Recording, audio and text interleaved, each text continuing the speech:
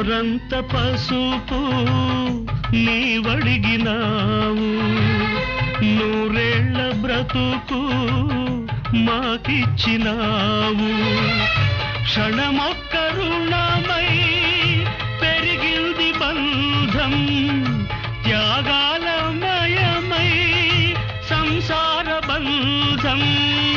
నీ చేయి తాకి చివురిల్చే చైత్రం, ఈ హస్తవాసే నాకుందనేస్తం.